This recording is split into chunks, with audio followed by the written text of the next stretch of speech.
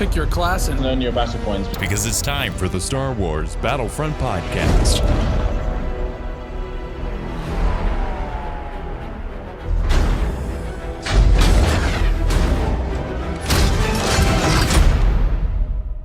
Welcome to episode 182 of the Star Wars Battlefront Podcast. I'm your host, Sage Goodwin, joined by my brother and co-host, Sam Goodwin. Hello there.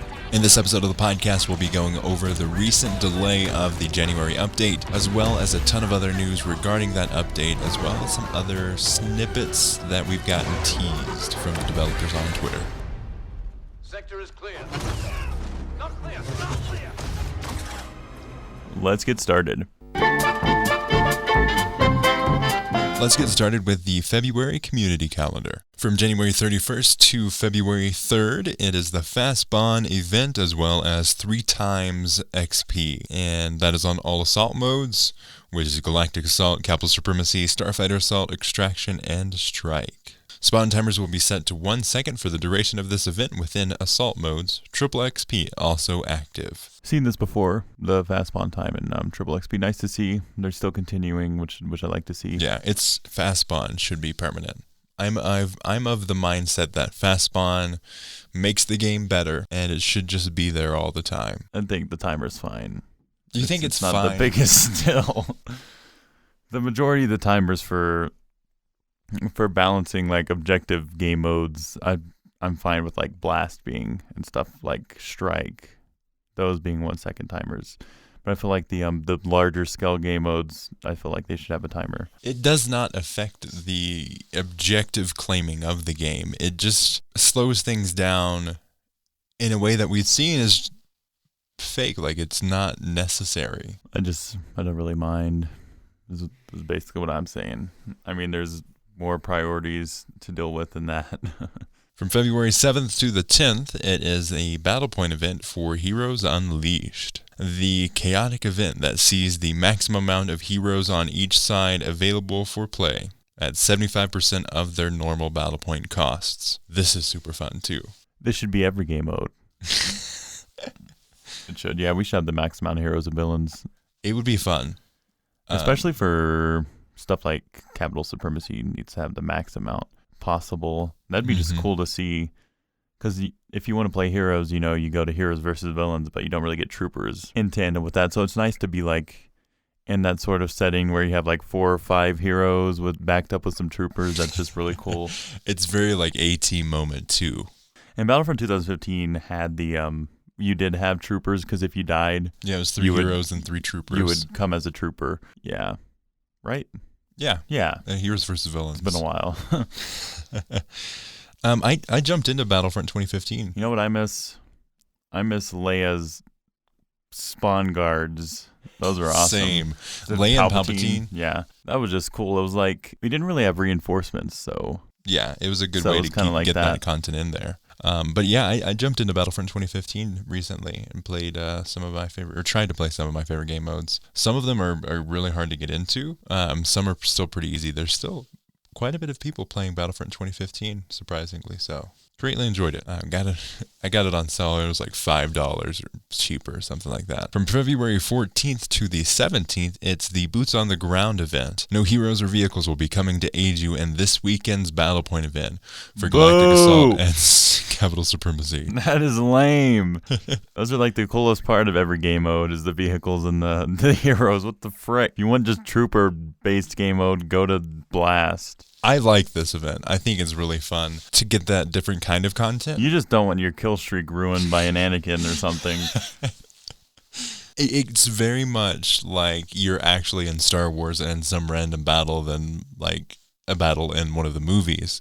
It's like this battle could be taking place at any point in the universe. So that's what I really like about it. You obviously are the hero guy, so take heroes that you're like, nope, not interested. I'm head out. From February 21st through the 24th, it is the Reinforcements Battle Point event.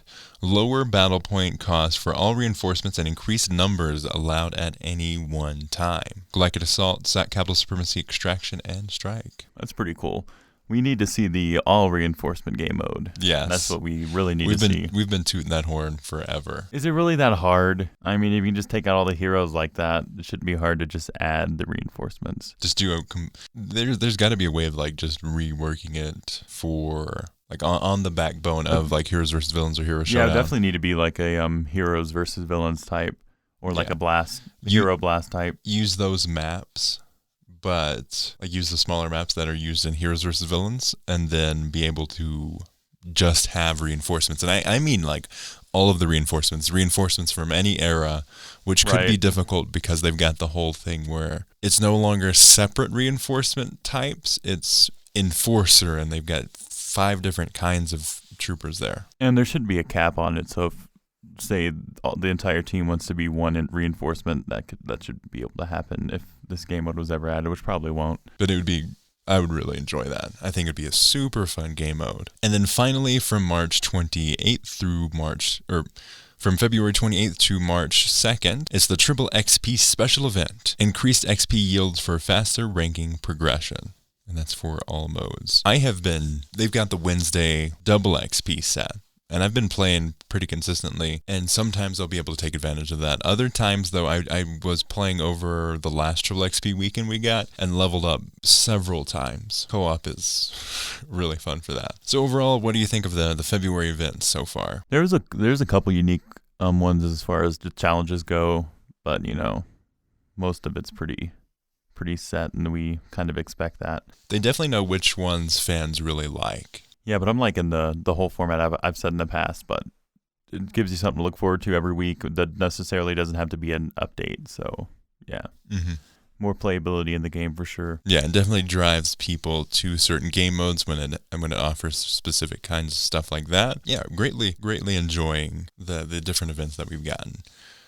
Now let's get on to the big news it's disappointing.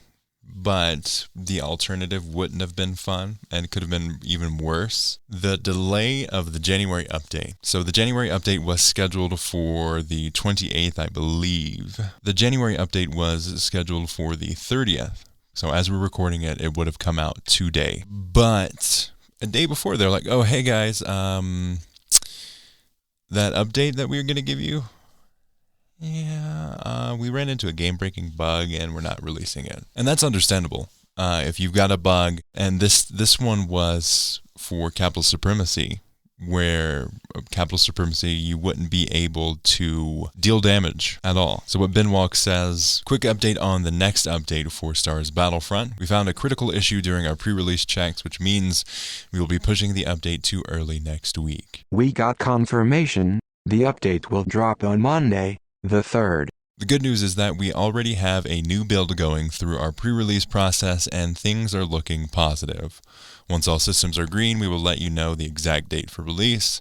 In the meantime, we'll also be enabling 3 times experience for this weekend. This update brings with it 2 new heroes, the offensive-based BB8 and the support-oriented BB9E, both heroes with We know this, Ben. Making it worse.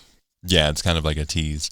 But BB8 will have the thumbs up emote. So that's some new news. That's definitely worth getting delayed for. Them dropping that little succulent detail.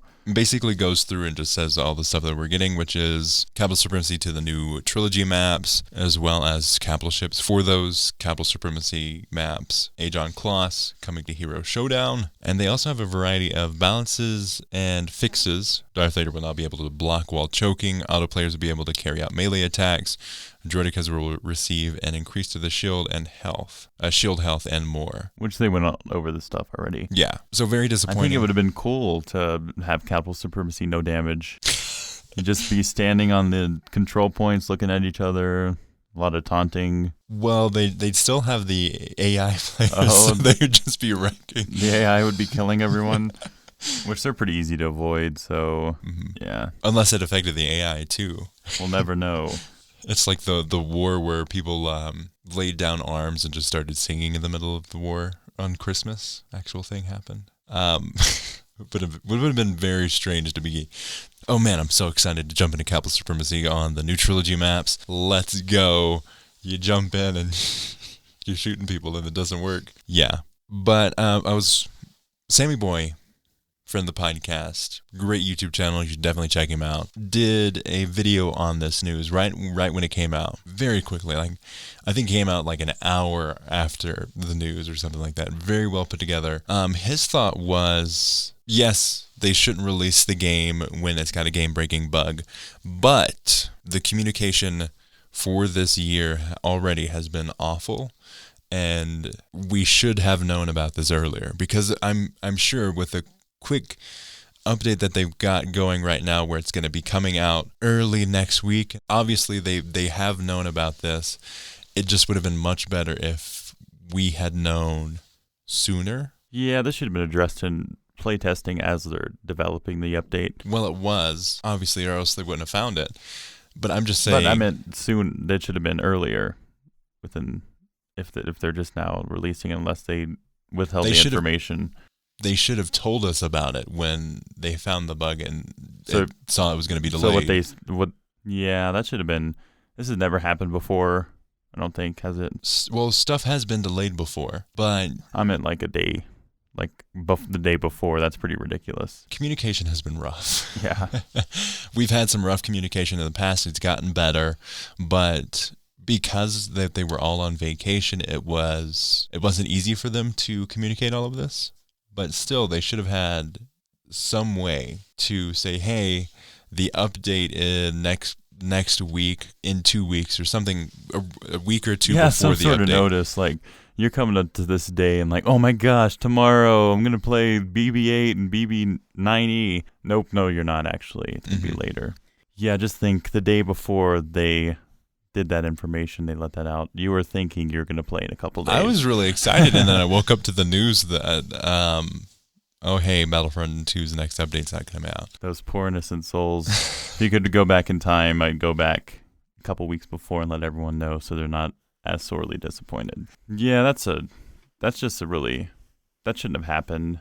But, I mean, I'm fine with waiting a couple more times, especially if they're fixing some stuff.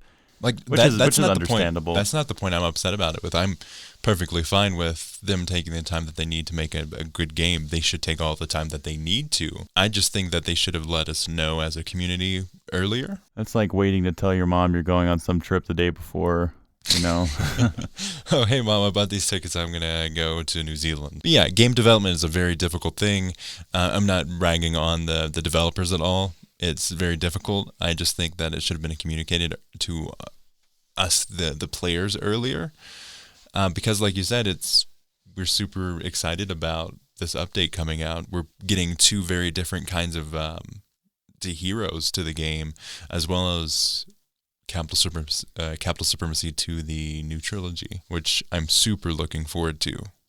I've greatly been enjoying playing co-op on the sequel trilogy maps, and I'm really looking forward to be able to play Capital Supremacy on those. But it was kind of suspicious that we didn't get any like trailers or patch notes or anything like that before. Usually we get them at least like 2 to 3 days before the update comes out. We get the patch notes, the community transmission, but we didn't even get that. So it was kind of like, in hindsight, it was like the pretty only clear. Thing that the excuse that they could have is like, maybe they were trying really hard to get it done before the update, fixing it, and then they ran out of time and then told you. But I think that's exactly what happened. Kept you updated, like, hey, we're finding some bugs in the game. There's a possibility it might be postponed, but we'll see in the next few days. Mm-hmm. Which is easy. Yeah, keeping the line of communication open is always good. Yeah, and it doesn't take much. Like you said, that would have been perfect. Like, hey, we ran into a game-breaking bug. We are rushing to see if we can fix it, but it may be late. So just a heads up, we'll let you know closer to release if it does get delayed. So I think this is definitely a communication issue. It's not a development issue or anything like that. Bugs are going to happen no matter what you do in game development and any kind of development. You're going to run into issues like that to where one thing could break the entire game and you don't notice it until the last second. But communication should exist to where we got word that there were some issues instead of like, oh yeah, the update's coming up and we're super excited about it, and oh wait, never mind. And that also goes maybe even in general while developing the update, you know, keeping everyone posted and going good so far. Yeah, and, maybe just do some snapshots of things on the way, just keeping a steady line of communication. Definitely. Daily, weekly, not just when they add stuff. And I'm hoping now that most of the people are back from vacation that the communication will get better, but it's still going to be a challenge, and it's a constant thing. Communication is one of the most important things in any community. Community comes from the same root word that communication comes from. So they're one and the same thing. And without communication, the game can quickly peter out or can foster some very hateful things in the community, which nobody likes. Heading on from that, we do have actual communication on something that a lot of people have been wondering about. On January 27th, Ben Walk replied to Clayton Nichols. He says, "How long does it usually take to create hero skins? Just curious." And Ben Walk says, "Depends entirely on the appearance, 2 to 3 months sometimes." I wonder if that's just the maybe the small team they have for skins, or... Well, they do have Battlefront 2 after launch. Really, it's a slimmer development crew than it was before launch. Obviously, before launch, they've got the whole team firing on all cylinders, and then once they've got it launched out, they've got the after launch, the post-launch team. And for a while, that was a smaller group of people. It has been built up, but I think they do need to bring some more people on.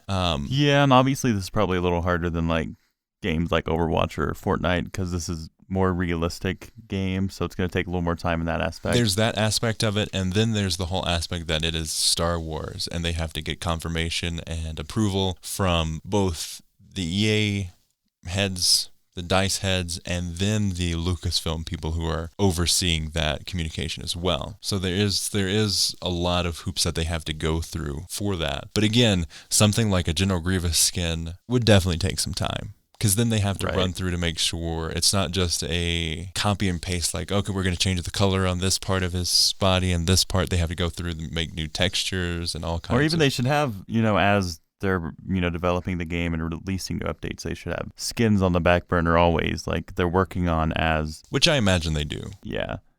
Yeah, we need some insight in how the whole skin process works. Definitely. Again, that communication... is one of the most disappointing things in this game for me, is the skins and what they chose to add over other more popular skins, and I'm just curious to see how that works. Yeah, communication and education of the fan base would be I can tell you right invaluable. now, that Rey skin did not take 3 months to make. Something that Ben Walk did reply to, someone had said, "Oh, this would be a cool skin to have," and then Ben Walk said, "I personally would rather have Darth Maul skin." And again, Ben Walk is the community manager, one of the community managers. He's not the design director. He's not a developer. He's like the mouth. He's the mouth of the team. He just kind of relays information, doesn't create anything. He just kind of... Well, he does have a hand in like their pitch meetings and that kind of thing, but he isn't the person that's leading that. That would be like Dennis Brandval and those kinds, because he's the design director. So that's like yelling at your server for a food error, Now, communication...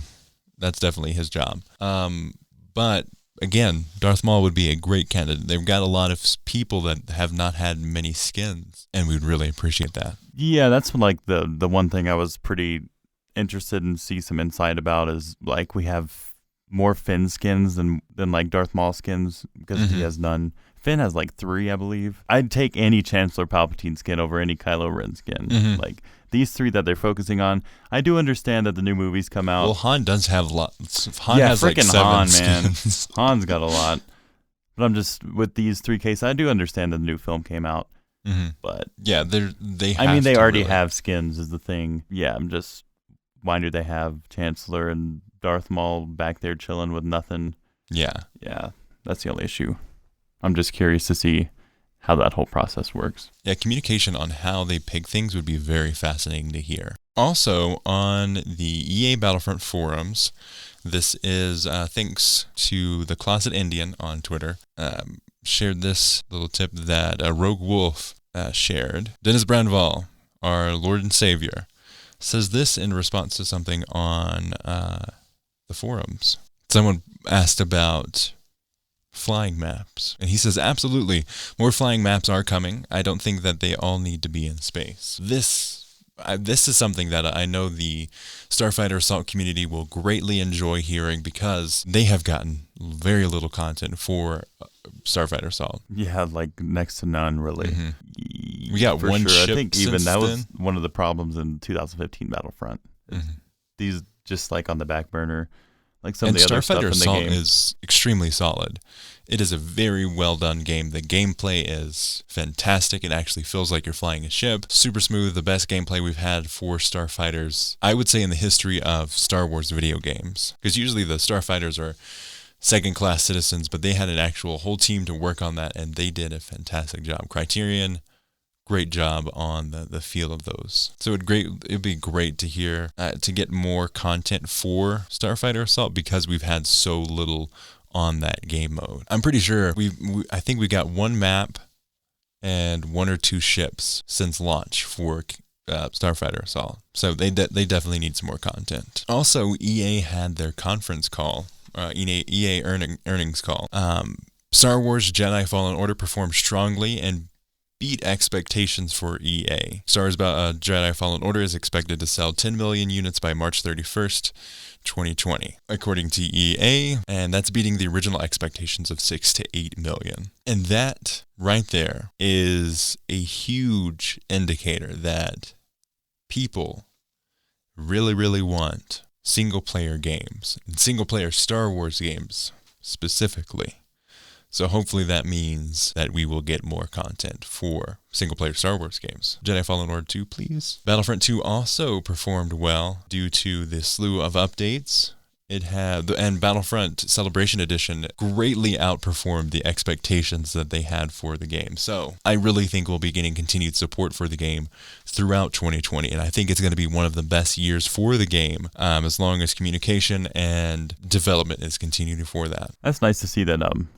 Fallen Order was a great game. I'm not surprised about how well it did, because it definitely deserves that for sure. Mm-hmm. Nice to see Battlefront's kind of doing a revival for sure. I mean, it had a decent start, had a good start, like in the beta, and then had all the controversy with all of the in-game, whatever called in-app purchases, microtransactions that weren't in the game at launch. Yeah, but miscommunication on the media's part and all that, which gave it. Man, it was a hard recovery for that. So it's nice to see that it's finally getting back on its feet and performing well. The first 6 months trying to fix the stuff that everyone was complaining about and the problems of the game at launch. Yeah, so definitely good to see it's performing well. The Celebration Edition was a good marketing thing for sure. And it's actually a good bang for your buck. It is. It's a wonderful deal.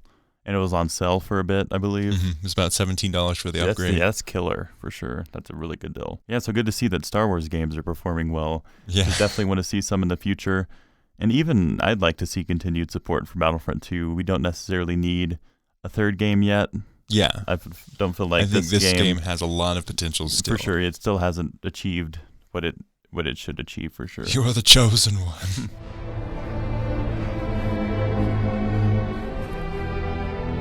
You were the chosen one!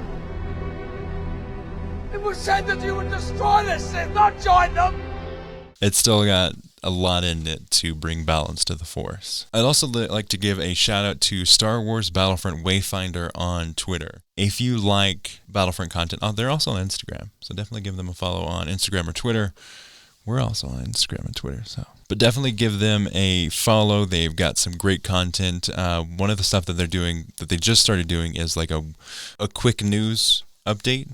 And they did one on the delay and the hero info, which this is coming from their Twitter, which was also confirmed by the developers. BB-8 will have 650 HP, and BB-9E will have 600 HP. They both have 3 abilities and 3 passives, and BB-8 can do his famous thumbs up emote. Yeah, so last week we were wondering about the health of the droids, and they're pretty decent. Yeah, a little more than what I initially anticipated. So definitely give them a follow on Twitter. They're at SWBF Wayfinder. Another great, we could do a whole, what I'm thinking is maybe do like a video of people you should follow in the Battlefront community or something like that on your YouTube channel. But another great one is SWBF Daily. Battlefront Daily is a great Twitter account that you should definitely follow. They post community content, news update, little video snippets, definitely worth a follow there. But I think that's about it for this episode of the Battlefront Podcast.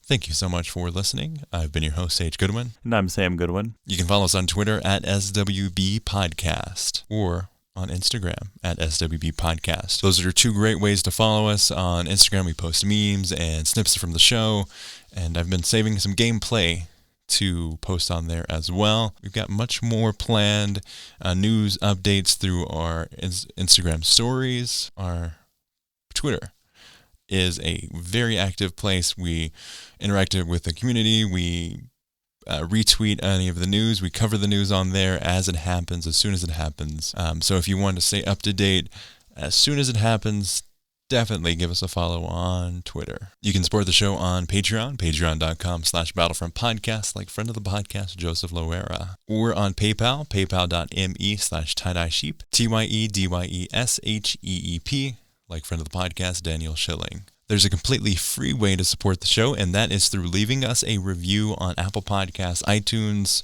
Stitcher, wherever you listen to podcasts, you can find this show. Also, shout out to all of our Paris and French listeners in the month of January. They are the number 2 country and city for the Battlefront Podcast, so welcome. Thank you for listening. Our Gmail is battlefrontpodcast@gmail.com, and also our YouTube channel is youtube.com/the Star Wars Battlefront Podcast. We have over 500 subscribers on YouTube. Thank you all so much. We had a shout out on Sammy Boy's YouTube channel, and that really helped us out. We post the show on there too, so if you prefer listening to the podcast on YouTube, what I really like to do is I'll have like if a podcast I listen to is on YouTube, I'll just have it in the background while I'm like editing pictures or playing the games too. And we're also about to be streaming on there. We've got a new office, and I want to do a more one-off videos too, like shorter form stuff. If that sounds interesting to you, definitely subscribe to us on YouTube. Speaking of which, you can listen to the show on iTunes, SoundCloud, Stitcher, Google Play, Apple Podcasts, YouTube, wherever you find podcasts, you can find this show. As always, thanks for listening. And may the Force be with you. I can't take this place, so I can't take this place. Just wanna go where I can get some space. Hey. Hey. Why are you pushing me around, bruh? Bruh. Oh, my butt's cold. Whew. Testing, 1, 2, 3, 1, 2, 3, 1, 2, 3. Nice array of foot apparel you got there, Samuel. You took my slides. I took your slides.